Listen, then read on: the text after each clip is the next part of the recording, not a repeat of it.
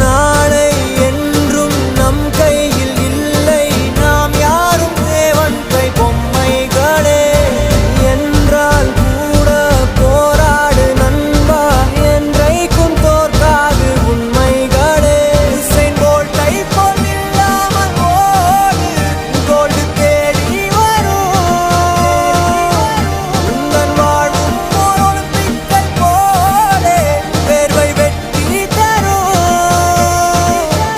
நாங்கள் ரிஷியும் இல்லை, ஓர் குஷி சொன்னோம், குடிச்சா குடிலா.